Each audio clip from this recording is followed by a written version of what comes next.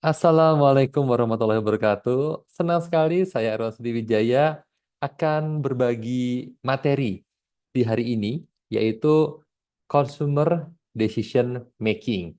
Baik, saya share dulu ya. Ya, ini dia sudah terlihat pastinya. Consumer Decision Making. Jadi, eh, materi kali ini saya akan memberikan landasan konsep yang bisa teman-teman gunakan untuk menganalisa proses pengambilan keputusan oleh konsumen. Di sini prosesnya dimulai dari pengenalan masalah atau problem recognition, kemudian proses scroll TikTok atau Instagram untuk mencari informasi terkait produk di information search, kemudian saat sudah memiliki kandidat, di sini saatnya mengevaluasi brand apa yang akhirnya akan dieksekusi untuk dibeli di alternative evaluation. Kemudian berlanjut proses pembelian produk. Ini di online via marketplace atau offline langsung ke toko. Di sini ada outlet, selection, purchase. Dan tahap terakhir, setelah membeli, mencoba, kita akan menyamakan. Apakah realita yang kita dapatkan, realita manfaat dari produk, sesuai dengan ekspektasi yang kita harapkan atau kita inginkan. Dan di sini akan berdampak pada rebuy atau reject di post-purchase evaluation. Baik, kita mulai dari yang pertama adalah problem recognition atau pengenalan masalah. Masalah di sini akan muncul saat ada gap antara kondisi saat ini, actual state, dengan kondisi yang diinginkan atau desired state.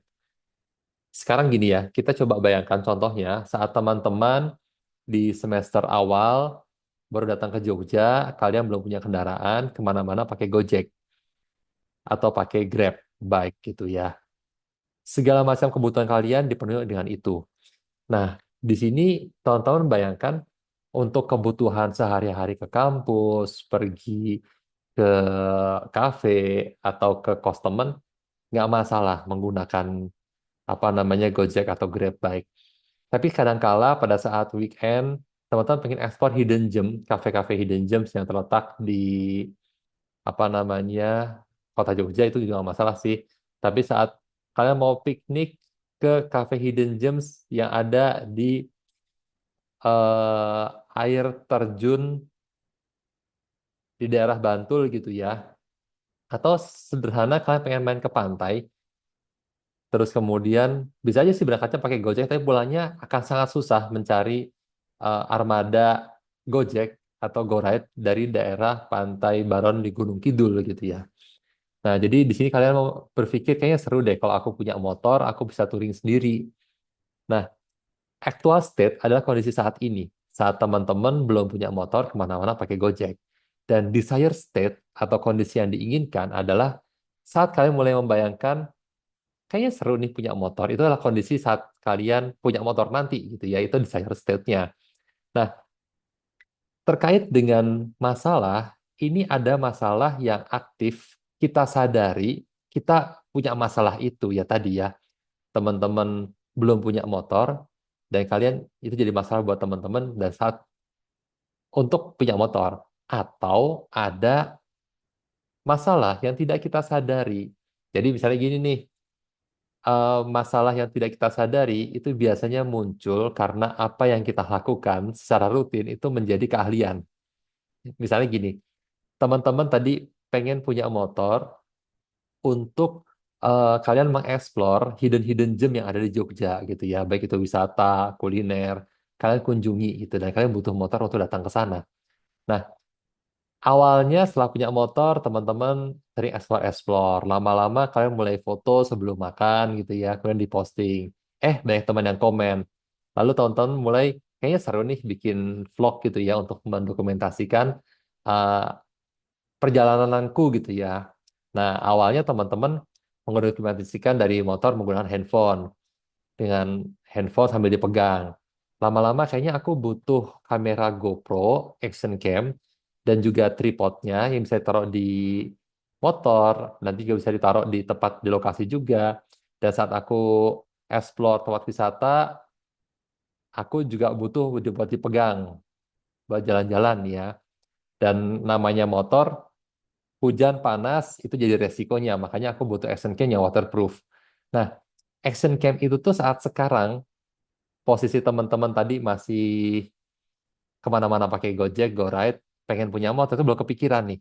Nah, itu nanti kepikirannya saat kalian udah punya motor, sering touring, sering ekspor hidden gems, terus teman-teman butuh mendokumentasikan perjalanan kalian dengan kamera yang lebih proper, yang lebih tahan air gitu ya, dan nggak bikin ribet juga, beda kalau pakai handphone, baru nanti kalian akan butuh action cam. Nah, itu tadi yang dimaksud dengan masalah yang kita sadari atau kita tidak sadari. Jadi sekali lagi, masalah yang kita sadari itu biasanya karena eh, pada saat ini kita menyadari kita belum punya motor. Tapi kalau masalah yang tidak sadari itu biasanya karena aktivitas menggunakan motornya nanti atas jalan-jalannya kalian menjadi keahlian gitu ya. Karena kalian mulai sering jalan-jalan, muncul kebutuhan-kebutuhan baru yang mengikuti. Nah, jarak antara kondisi saat ini sama kondisi yang diinginkan, semakin jauh jaraknya, maka semakin jadi masalah. Masalah di sini tuh maksudnya banyak hal yang harus kita selesaikan gitu ya untuk mencapai itu. Jadi gini teman-teman, saat kalian memutuskan untuk beli motor, motor itu kan dari sisi harga ya di angka 20 sampai 30 juta lah ya. Itu kan jumlah uang yang besar, yang risikonya juga besar. Misalnya kalian salah beli gitu ya. Misalnya nih, hal sederhana, eh, teman-teman beli motor karena kalian butuhnya touring, itu kan sebenarnya kalian nggak butuh cepat. Misalnya kalian beli beli motor yang dia itu tuh eh, performa mesinnya baik, baik banget gitu ya. Jadi untuk mengejar kecepatan tinggi itu dalam waktu yang dekat. Jadi saya dari 0 sampai 100 km per jam cukup dalam waktu 2 menit saja gitu ya. Jadi sangat cepat motornya. Nah, biasanya itu berbanding terbalik sama konsumsi bahan bakar. Konsumsi bahan bakarnya pun semakin besar gitu ya, semakin boros. Nah, saat teman-teman sering touring, kalian nggak butuh kecepatan kan. Misalnya kalian kan butuh menikmati jalan dan juga jalan jauh. Nah, ini saat kalian salah beli motornya, ternyata ini spek motornya untuk jarak pendek dan waktu cepat nih. Jadinya boros. Wah, ini untuk proses mengganti motor menjadi yang irit itu kan harus jual dulu. Dan jual motor itu kan nggak sebentar ya. Terus kemudian kita setelah uang untuk beli motor yang dijual beli uang untuk jual motornya itu udah masuk, kita harus nabung lagi buat nambahin dan akhirnya beli motor baru. Itu butuh waktu lama. Makanya pembelian motor ini biasanya gap antara kondisi saat ini sampai punya motor itu butuh waktu. Kalau teman-teman udah punya tabungan, itu juga butuh waktu buat cari informasi, memastikan.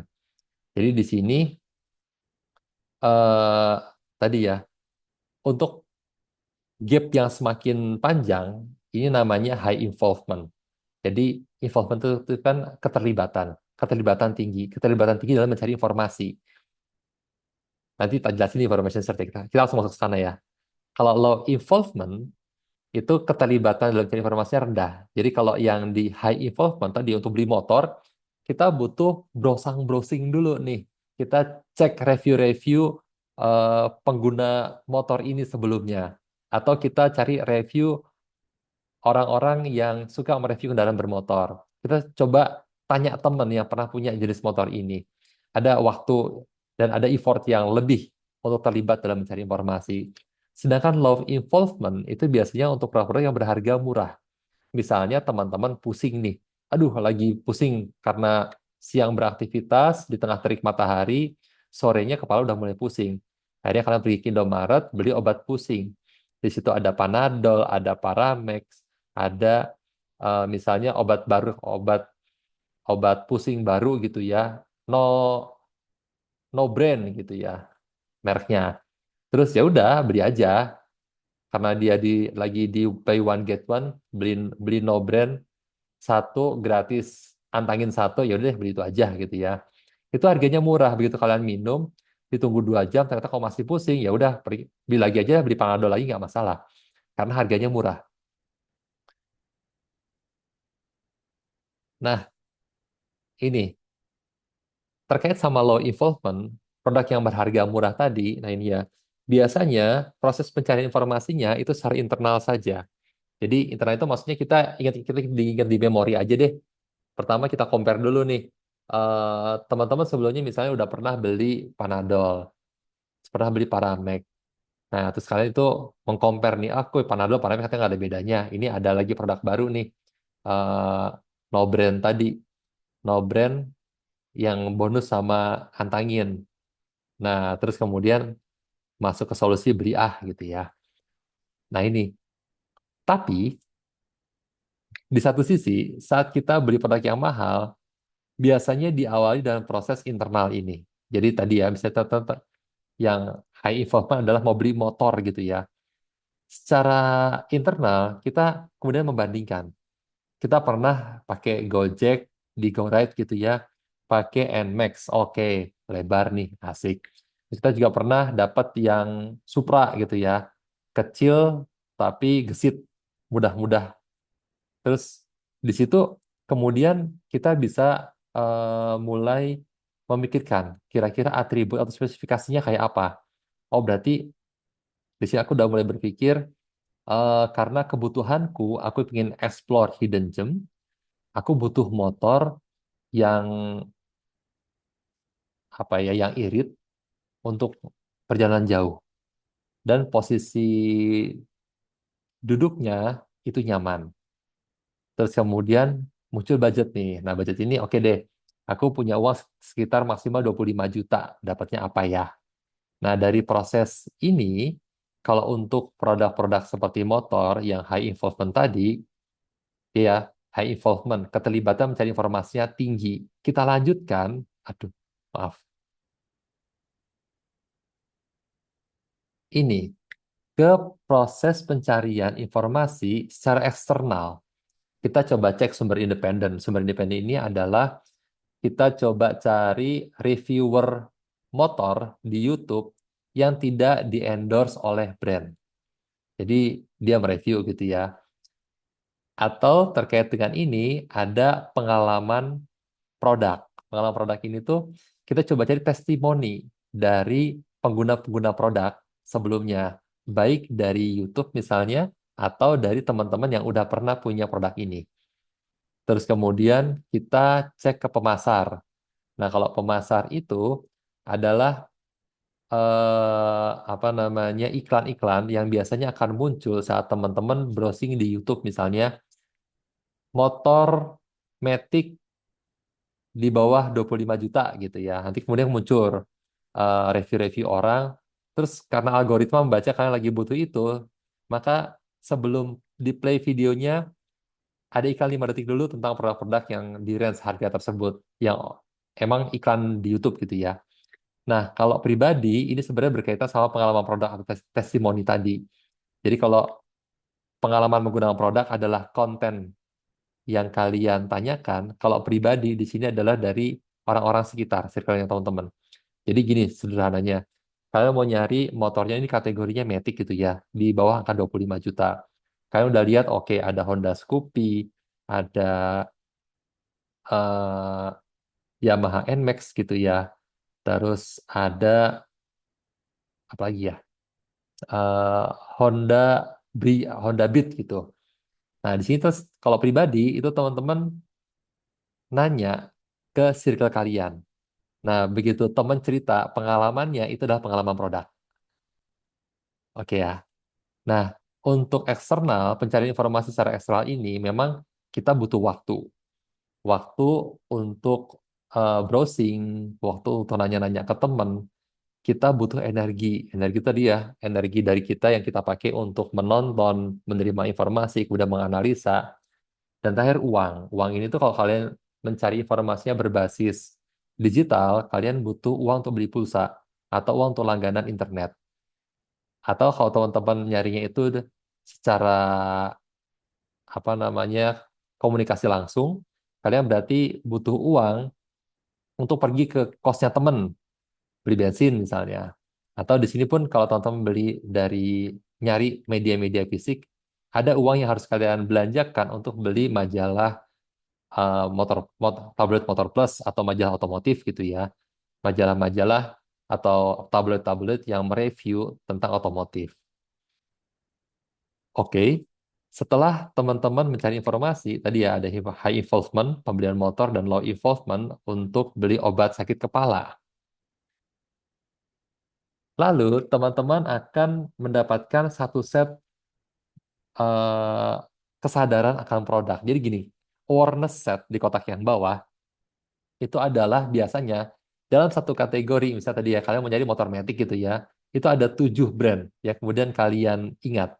Misalnya tadi nih ada dari Honda gitu ya, kalian mengingat ada Scoopy, ada apa namanya Vario, ada Beat. Terus kalau yang dari Yamaha, teman-teman ah, mendapatkan brandnya ada Yamaha Vino, ada Yamaha Fazio, ada NMAX. Dan kemudian satu lagi dari Suzuki, ada Suzuki Next gitu ya. Nah, dari 7 brand ini kemudian ada yang inersia atau ada plus di bawahnya, itu adalah brand-brand yang menurut kalian punya image positif dan kalian pengen beli itu. Dan yang inet set itu adalah produk-produk yang menurut kalian image-nya negatif dan kalian nggak pengen beli itu. Tadi dari ketujuh tujuh produk tadi, terus dikaitkan sama kebutuhan kalian. Oh, aku beli tuh motor itu untuk ekspor hidden gems. Aku nggak butuh motor yang cepat, tapi aku butuhnya motor yang irit. Brand-brand di bawah Yamaha yang semakin di depan itu karakternya mesinnya itu performanya bagus, kecepatannya tinggi, tapi konsumsi bahan bakarnya lebih boros dibandingkan dengan yang Honda. Oleh karena itu, brand-brand Yamaha ada 3, ada Fazio, ada Vino, dan juga ada NMAX. Kemudian kita masukkan di in set, dan kemudian untuk produk-produk yang positif, mungkin kita beli di bawah lainnya Honda, maksudnya di inertia set. Oke ya, sekarang kita lanjut ke tadi, teman-teman yang di inertia set udah punya kategori brand-brand di bawah Honda nih. Di sini udah ada Honda Scoopy, Honda Beat, sama Honda Vario. Nah, mulai deh dipilih. Yang pertama, ada attitude based choice. Ini adalah pola pembelian dengan menganalisa brand secara rasional atau objektif. Jadi kita ukur biasanya di sini. Nah, di sini yang diukur di situ maksudnya kita ukur dari maksudnya pertimbangan yang terukur gitu ya. Kita melihat Scoopy, Vario, dan juga Beat. Oke, kalau terukur di sini kita lihat dari CC-nya. Sorry, kita lihat nggak dari CC-nya sih, langsung dari secara utuh motornya gitu ya. Eh, Teman-teman kemudian akan memilih berdasarkan rasional gabungan antara besaran CC-nya dengan apa namanya, dengan eh, ukuran bagasinya gitu ya. Nah, di situ kemudian teman-teman pilih nih, oh ternyata untuk ukuran CC Beat sama Beat itu paling kecil. Terus kemudian Vario sama NMAX, Vario sama Scoopy itu besarnya sama gitu ya, sama besar CC-nya. Tapi untuk besaran bagasinya lebih gede Vario. Akhirnya teman-teman pilih Vario. Nah, kemudian yang kedua itu ada affective choice. Kalau di sini kita milih produk karena emosional atau subjektif. Karena alasan-alasan rasa yang nggak bisa diukur. Nah, kalau di sini tadi, di antara 3 itu kita lihat desainnya. Kita pilih warnanya. Oh, ternyata yang di sini desainnya untuk yang Beat sama yang Vario itu lebih ke futuristik. Yang Scoopy lebih yang klasik. Aku suka yang klasik nih. Ya udah, pilihnya kemudian ke Scoopy. Nah, kalau di sini yang 2 ini, affective choice sama attitude based choice, kita itu melihat brand secara utuh. Jadi tadi semua fiturnya itu saling berkaitan. Nah, kalau ini ada atribut based choice, itu kita bandingkan per fiturnya. Jadi sebenarnya sih di sini hampir sama ya, yang attribute based choice sama attitude based choice. Cuma bedanya kalau di attribute based choice atau yang dibandingkan per fitur itu kita benar-benar cuma ngelihat CC-CC-nya aja gitu ya. Kita tidak mempertimbangkan hal lainnya. Jadi eh, di apa namanya kita saat kita ngelihat motor tiga tadi kita mengabaikan bentuk desainnya, kita mengabaikan bentuk apa namanya bentuk atau warnanya gitu ya. Yang kita lihat tuh saya cuma CC-nya aja karena teman-teman suka banget sama motor dari desain mesinnya misalnya. Nah di sini kalau cuma lihat CC-nya ya udah nih CC-nya antara Vario sama Scoopy sama di 150 bit di 1 cc. Terus kalian pilih yang kecil aja deh ya udah. Atau yang di rasional ini kalian pilih dari eh, apa namanya besar bagasi gitu ya, yang bisa masuk helm apa enggak. Jadi kalau di sini kita bandingkan per fiturnya. Jadi bedanya kalau yang atas kita bandingkan fiturnya, kalau yang bawah kita lihat produknya secara utuh. Terus kemudian kita masuk ke outlet selection per case. Jadi kalau di sini eh, pemilihan dalam outlet pembelian. Jadi kalau tadi kalian beli motor gitu ya, beli motor ini lebih seneng online via marketplace, kayaknya jarang ya via marketplace ya, atau offline ke dealer gitu ya. Ya kalau untuk motor sih rata-rata sih mesti ini ya apa namanya harus datang ke dealernya ya. Atau sekarang kalau beli beli obat sakit kepala gitu ya, obat sakit kepala lihat dari urgensinya gitu ya. Di sini eh, teman-teman udah pusing banget, nggak bisa kemana-mana, ya udah terpaksa beli pakai GoMart gitu ya. Terus kalau untuk waktu, waktu itu bisa durasi. Kalau durasi ini tuh, misalnya nih, teman-teman lagi sakit kepala, terus kemudian Indomart terdekat, itu jaraknya setengah jam gitu ya. Atau apotek terdekat jaraknya setengah jam dari kosnya teman-teman. Terus akhirnya ini udah mau tutup nih, karena di Gmap kita lihat apoteknya tutup jam 9 malam. Ini udah jam 9 kurang 5. Coba deh pesan apa namanya GoMart. Siapa tahu ada driver yang dekat sana. Atau kalau di sini kalau masalah waktu kita juga bisa misalnya waktunya ini ngomongin pagi siang malam gitu ya. Nah, kalau misalnya sakit di malam hari udah jam 12 malam mau keluar takut ya udah pesan GoMart untuk belanja di K24. Nah, yang terakhir ada post purchase evaluation. Di sini eh ya, jadi sebenarnya sih kalau dari teorinya dasarnya adalah evaluasi pembelian yang berbasis ke rebate atau reject. Tapi di sini ada juga nih konsumen yang memperhatikan saat produk saya ini sudah nggak dipakai atau sudah habis, kemasannya ini dibuangnya kemana? Ini kenapa dibuang ya? Barang dibuang bisa aja karena isinya udah habis, terus kemasannya dibuang, atau kayak tisu atau kapas. Produknya udah dipakai dan ini udah selesai harus dibuang gitu ya. Nah, buat para pelanggannya The Body Shop, itu pertimbangannya adalah safe nature. Dan ini juga jadi pertimbangan umum untuk semua jenis produk. Semua konsumen yang bisa mempertimbangkan apakah sisa produk yang saya pakai ini saat dibuang itu membebani alam atau tidak. Nah, di sini kemudahan untuk membuangnya gitu ya. Kemudahan untuk membuangnya itu biasanya brand bikin fitur atau bikin program yang pertimbangannya ada etis, ini kayak gaya-gayanya The Body Shop, mereka bikin, atau Sari Ayu Marta Tilar gitu ya, mereka bikin program yang menampung kemasan bekas atau menampung produk yang sudah expired untuk diolah menjadi hal yang lebih berguna agar tidak dibuang. Atau yang kedua, efektif. Kalau ini gaya-gayanya head-to-headnya Aqua sama Le Mineral. Keduanya itu tidak mempertimbangkan alam. Aqua iya sih mempertimbangkan alam sih, tapi head-to-head sama sama apa namanya Le Mineralnya enggak. Kalau Le Mineral bilangnya kita anti BPA untuk kualitas kemasan yang menjaga isinya tetap bersih.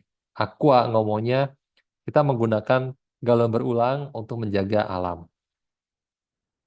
Oke ya, di sini sebetulnya efektivitas penggunaan produknya ada, dan kedua pertimbangannya safe nature lagi tadi.